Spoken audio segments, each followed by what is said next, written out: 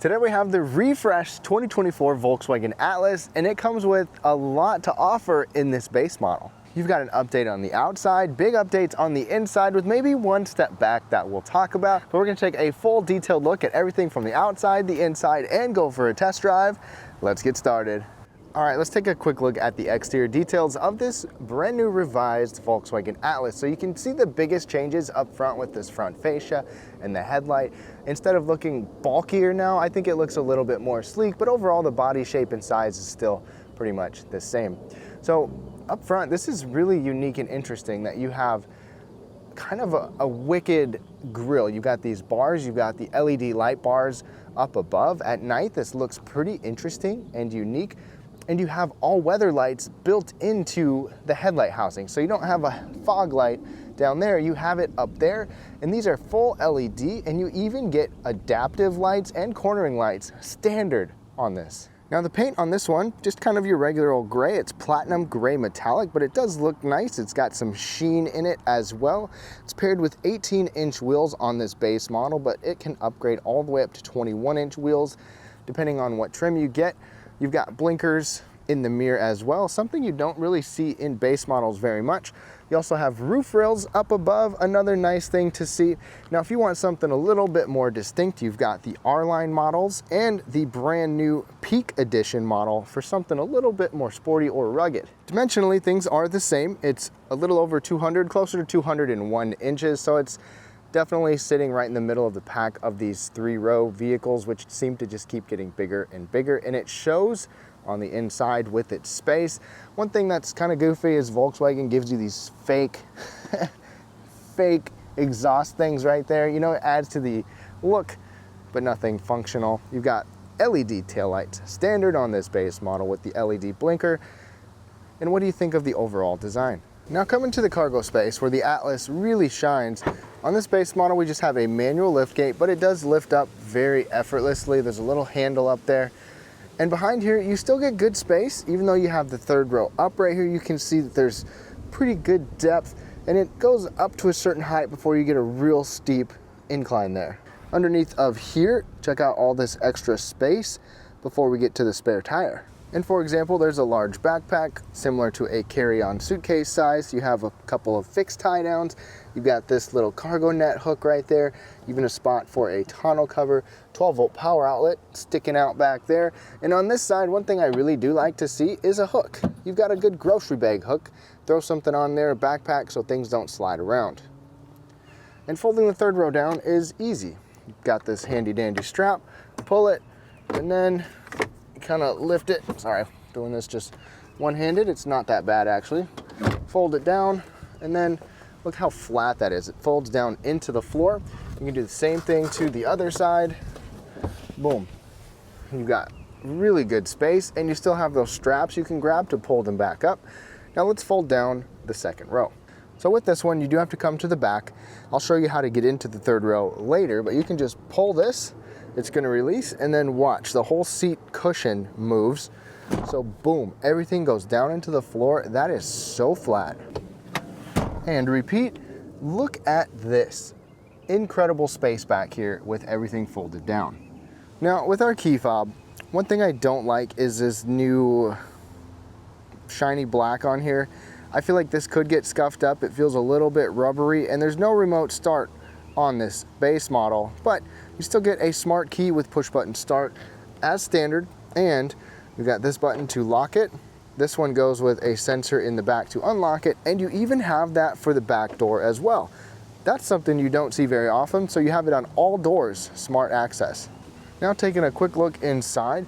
So this model, instead of cloth seats on the base model, it gives us a synthetic leather. They're VTEX. It does look nice and it feels nice. It's got this perforation in it, and there's a big surprise with these seats, which I'll share you in just a second, but look at the bolstering on here. Good bolstering on the bottom and on the sides. I love the shaping of Volkswagen seats, and you've got all the typical power adjustments, even including two-way lumbar support. Steering wheel is both tilt and telescoping as well. But the biggest thing to me is that standard on all of these trims now, you get a heated seat, a ventilated seat, and a heated steering wheel. And it's just super spacious. That's right, even the steering wheel is heated. You've got this button right here, and it's a 3-tier heated steering wheel. So you have 3 different settings for that. The frustrating thing though is that for the heated and ventilated seats, you do have to touch the screen. The other thing that is standard is a height adjustable passenger seat. There's so many times you get into the passenger seat of even higher trim level vehicles and you can't adjust this thing hardly at all. Maybe forward, backwards, and reclining, but it has a height adjustment. That's fantastic. Now let's climb into the second row. So if the seat is down, you can pull this, it'll kind of release, and then you'll be able to lift this up, slam it back into place. And you've got a nice, big, spacious second row. First, on the door here, this trim from the front carries over back here. This is actually really nice and kind of surprising. You've got a softer material up here if your passenger wants their arm out the door, and a really big, soft armrest too. This is a huge armrest, so added comfort in the back. Huge grab handle, even a big, 2 big areas right here. So you got a bottle holder, a larger area, and an extra little storage area. Storage cubbies are wonderful for family vehicles. And then sitting behind myself, I'm 5'9". This is where I like to have the seat. I've got fantastic leg room, foot space, and these seats can also scoot forward. So it goes super far forward. You can see just how close we are to that. And my knees are in the back, but I'll just show you that, for example, when we look at third row legroom. Now over here you get air conditioning vents, you get your own automatic climate control right there as well, and a couple of USB-C charging ports down there too. Another nice thing is we've got great headroom right now, and I can recline quite a bit. So super comfortable, tons of room. One more little perk, center folding armrest right here with a couple of cup holders. Only one that's actually like a decent size though. Now climbing into the third row, so you can pull this handle. By the way, this Volkswagen comes with the bench seat. Obviously you can still get bucket seats, but you can push that thing out of the way and you've got a ton of room to get back here, and there's a pretty big spot to even put your foot right there. Now I'm in the third row. I can't quite get this thing all the way back while I'm sitting here, so it's about halfway and it's tracked. That one is also about halfway in the tracked, and there's a lot of knee space and foot space. In fact, Volkswagen claims they have best in class third row legroom. That can be deceiving. I haven't compared all of the numbers, but legroom really needs to be calculated on how much total legroom, including the front, second, and third row, because that really is what dictates how much total legroom there's going to be in a vehicle. Not to take anything away, because this is certainly very spacious. You've got air conditioning vents in the third row on each side, as well as a couple of little cup holders right there, and just a little extra storage spot. One nice thing over on this side, one of your kids going to want to sit over here because you've got a couple of USB-C charging ports and an extra little storage cubby. These aren't necessarily reclining seats, but they are back far enough, and honestly, at 5'9", this headrest is just poking me right in the back of the neck, and it's kind of annoying. I can sit up tall, but this headrest just does not work for me. Now, some of the biggest updates come on the interior here. It is so much nicer than the outgoing version, or than the previous pre-refresh model. I mean, you've got different options of trim depending on what trim level you have. But look at this wood trim right here, all the way across the dash. Everything is nice. You've got soft materials and really nice looking material even under that. You have some piano black, but it's not in locations that are really gonna bother you. Even down here, it's kind of matted out. Just a very simple and practical and nice looking interior. And I'm really glad that they upgraded this interior because it was pretty drab before. Nice material right here. Soft up here if you want to put your arm. A big armrest, good grab handle, and just a huge open area down there. I mean, it's almost so big and open, it's like I don't really even know what all you want to put, but this thing fits in there pretty good. Push button start is right there. Start it up. And standard, we get Volkswagen's digital cockpit right here. So let me close the door. I really do like their digital cockpit. There's a lot of information that you can see on here. You can customize things a little bit and change the view altogether. So you've got different layouts for everything left and right. You can change what you see on each section. So you see the right there, you can change through all of this different stuff. So you can have a whole bunch of different overall setups here makes it look really nice. A head-up display is optional, but obviously we don't have that on the base model. They even have this white stitching down here. This looks nice. The steering wheel is comfortable to hold on to for the most part as well. And the steering wheel controls are simple and typical Volkswagen, just like we've seen in some other Volkswagen models. Speaking of Volkswagen, we have voice controls. We have voice controls in here, but it hasn't been my favorite to use. Not as good as some. And the voice thing is something to keep in mind because the temperature and volume sliders are kind of frustrating. I don't like this whole system. It's nice that you get this brand new large 12-inch display here, but it's a little bit frustrating to use this. So climate temperature controls are right here. You can see there's a slider right there. And one of my biggest problems with this, there's a volume slider right here and the passenger temperature slider over there, is the fact that at night there is zero lighting right here. You can't tell where it is. Obviously you know the screen is there, but none of this at the bottom is lit up at night. And it's not the most practical. One nice thing is we have Apple CarPlay and Android Auto wirelessly on here, which looks good. It doesn't take up the whole screen obviously because you still have this like home button over here, but quick access points on this screen right there. You tap to get to your heated and ventilated seats. So you tap there, then you tap if you want heated or if you want ventilated. You can do both. And then you've got your temperature settings and all of that pops up right here. So very touch screen reliant as far as, you know, compared to other vehicles. Not my favorite. That's probably my biggest complaint with this refresh of this Volkswagen. Hit this button and you can go to their menu system. It works pretty well. You can customize vehicle-specific settings on here. You've got a drop-down menu for your auto stop start. I also don't love having to touch the screen, slide down, and tap to turn that off. I wish we had a physical button for it, but that's just me. Hey, Volkswagen, I'm cold. Okay, warming now. So you can use those voice controls instead of touching the screen for certain things, but again, it's not my favorite. It's not always the most responsive or simplest. Now that the complaining is out of the way, down here you've got more touch controls. So drive mode, touch right there, and then again, you have to touch the screen depending on what you want.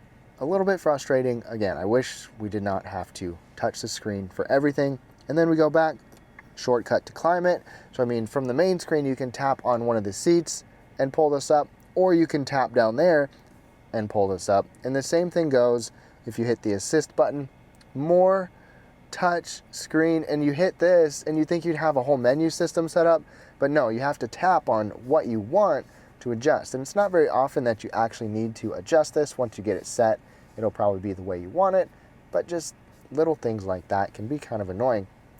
One perk down here, wireless charging mat right there. It's good size.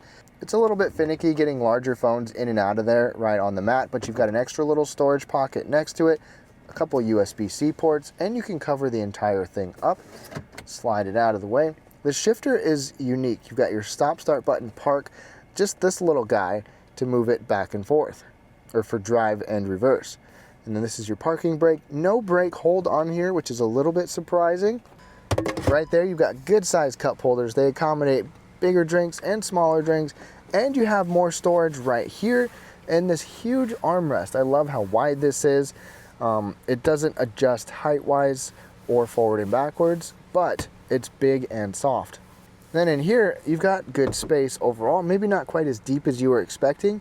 No plugins or anything like that in this model either, but you've got a lot of plugins spread out throughout the vehicle.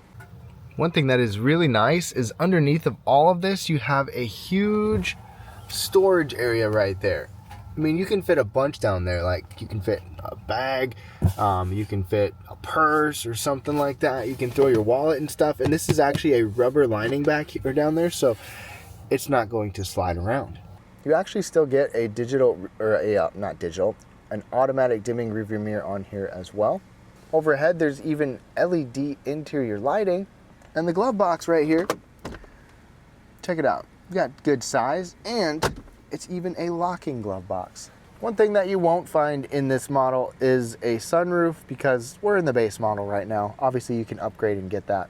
And the visor, first of all, you've got a vanity mirror and light, and the entire visor slides out. That's always good to see. Really, really nice base model interior. Now under the hood, there's definitely a big change here. It's not that you get a whole brand new engine or a hybrid or an electric version. You don't get any of that. They got rid of the VR6 model, which was kind of underpowered for an engine that size, and upgraded this 2-liter turbo. Now, I'm not a huge fan of just having a 2-liter turbo engine, but they gave it more power, more torque, and it's surprisingly swift around town. So this 2-liter turbo 4-cylinder gets a big update up to 269 horsepower and 273 pound-feet of torque paired with an 8-speed automatic. They also, even though you got more power, you are now more efficient. 20 miles per gallon in the city, 27 miles per gallon on the highway, and 23 combined with this front-wheel drive model. That is definitely an improvement. I think it was 24 on the highway was the max before, and that was one of my big complaints with Volkswagen was their efficiency. Now it's better. And even though you lose that VR6 model, you can still tow 5,000 pounds, so it's right in the middle of the rest of the vehicles in this class. All right, y'all, we're now behind the wheel of this Volkswagen Atlas, and I've got to say, this 2-liter turbo, I did not like it before. I felt like it was underpowered, it didn't push this thing around all that well, but this one does a much better job. It's got just enough power and torque to make it feel adequate day to day. With that being said, I still wish that we had a different option, whether it be a V6 or a hybrid or something like that. I wish we had something else to choose from, but this is all that you get. So we'll talk about how it drives. One thing I want to mention is that this gets the travel assist, Volkswagen's adaptive cruise control. You've got a lane centering technology as well as a lane departure system. We have blind spot monitoring here on the base model as well. Emergency braking. It really does have a lot for a base model. Now as we get going, I've driven the Atlas a few different times. I've always been comfortable in it. I really have never had a complaint of being uncomfortable. I think the seats are nice. One complaint that I had in the past is that the steering is extremely vague. Like, there's basically no feedback. It's super loose, and I like a lightweight steering, but there are different vehicles that have lightweight steering where you also feel like you have better control of the vehicle. This just feels extremely loose. Is probably the best way that I would put it, to where you don't feel like you have as much control of the vehicle. Now, most of you, it's probably going to be fine. I drive so many different vehicles that this just stands out to me as being subpar in the steering category. But ride comfort, on the ride comfort front, it does a nice job. This has the smaller 18-inch wheels, so you get more tire, which should help compared to some of the larger trims, but it's a comfortable ride. It's reasonably quiet, even though we're on a rough textured road surface right now that does bring in some road noise. Now let's get on it here in a sec and we'll see how punchy this engine is. Big bump right there. Don't just ignore that. All right, pedal down.